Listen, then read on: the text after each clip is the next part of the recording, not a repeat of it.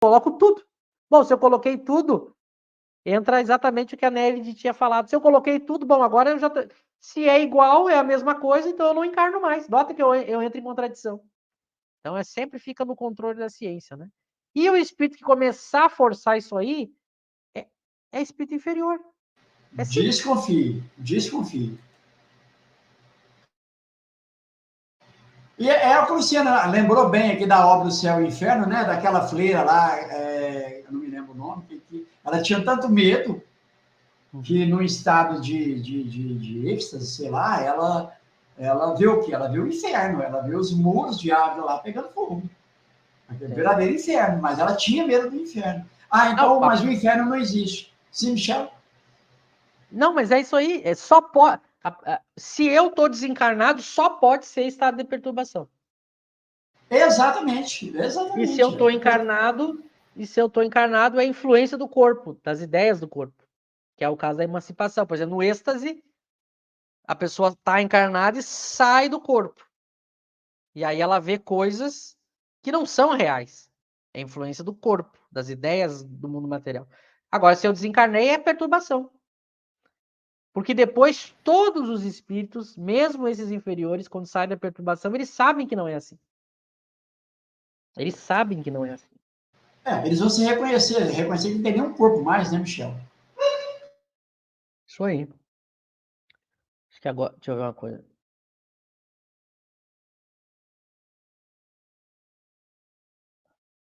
Acho que podemos ir para 27. Eu Beleza. vou ler a 27 aqui, então. Há, então, dois elementos gerais no universo, a matéria e o espírito. Nota que agora ele vai começar a ir para a conclusão, né? Vai fazer uma síntese. Sim, e acima de tudo Deus, o Criador, o Pai de todas as coisas. Deus, espírito e matéria constitui o princípio de tudo o que existe, a Trindade universal. Então, olha que os três assuntos que ele discutiu até aqui, né? Ele vai fazer um encaixe. Mas ao elemento material se tem que juntar o fluido universal, que desempenha o papel de intermediário entre o espírito e a matéria propriamente dita, por demais grosseira para que o espírito possa exercer ação sobre ela. Embora, de certo ponto de vista, seja lícito classificá-lo como o elemento material, ele se distingue desse por propriedades especiais. Se o fluido universal fosse positivamente matéria, razão não haveria para que também o espírito não o fosse. Está colocado entre o espírito e a matéria. É fluido, como a matéria é matéria, e suscetível, pelas suas inumeráveis combinações, com esta e sob a ação do espírito, de produzir a infinita variedade das coisas de que apenas conheceis uma parte mínima.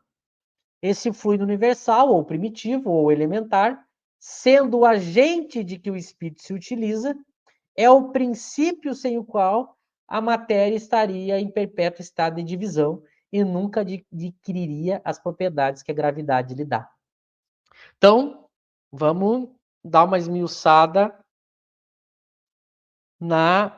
naquilo que ele está dizendo para a gente concluir, deixando claro, sem confusão. Então, eu tenho Deus, Espírito e Matéria, são três elementos diferentes. Deus é a causa primária, a inteligência suprema. E eu tenho espírito e matéria. A inteligência vem do espírito, a matéria é esse elemento que sofre modificações e do qual o espírito atua.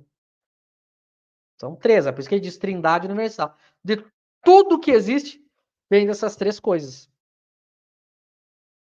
Só que, claro, quando ele pega daí a questão da matéria, ele divide em dois, sabiamente.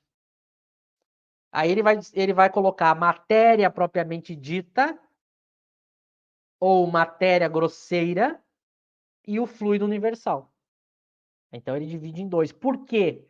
Há várias razões de ele ter feito essa divisão em dois da matéria. Primeiro, uma das razões, para não entrar em choque com as ciências.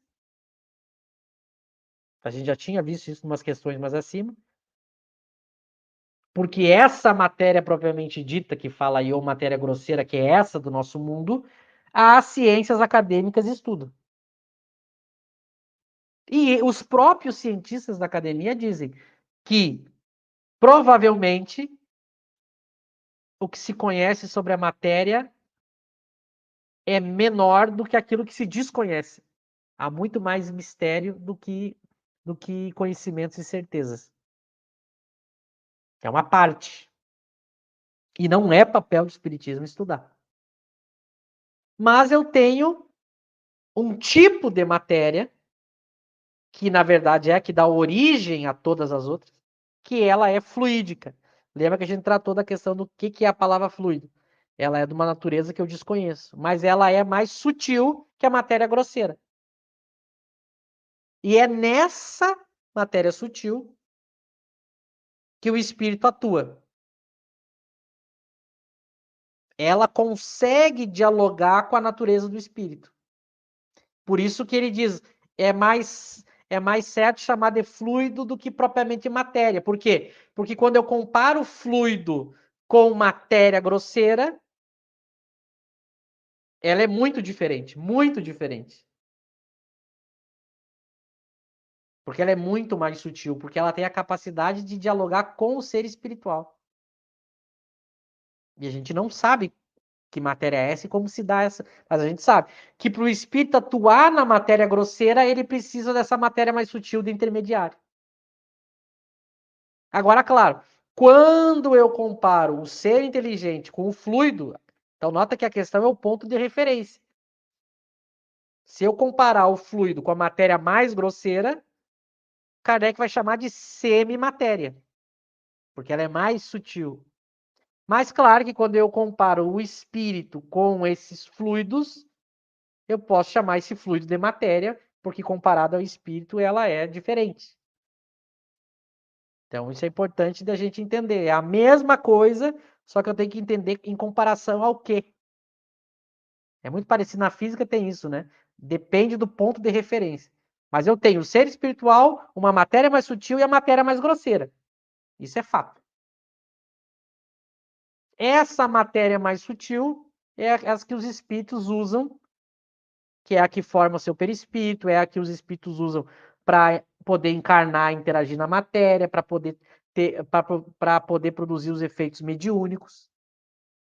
E ela é bem diferente da matéria grosseira. Portanto, a ciência não estuda ela, porque não chegou nela ainda, mas o espiritismo também estuda só como fluido, mas não tem noção da sua natureza. Então, nota como ele coloca tudo bem certinho. E aí ele mostra que a matéria grosseira é uma modificação também desse fluido. O que faz essa matéria, a nossa matéria ser grosseira e mais, vamos usar a palavra estática,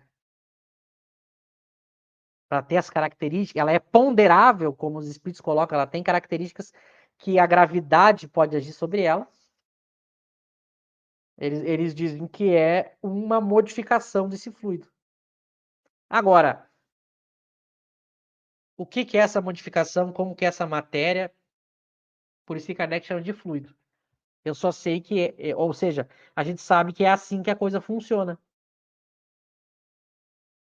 Agora, o que é essa coisa, né? A gente não sabe. Então ele encerra deixando isso bem claro. Deus, espírito, semimatéria e matéria. Matéria própria das ciências. A semimatéria é a matéria que os espíritos utilizam, que a gente não conhece, só sabe que é um fluido. Se a gente fosse resumir, é assim. Tem que ter a semimatéria, por quê? Porque se não tivesse, o ser espiritual não conseguiria atuar na matéria. E se o espírito não precisasse da semimatéria para atuar na matéria, ele poderia atuar ao bel prazer.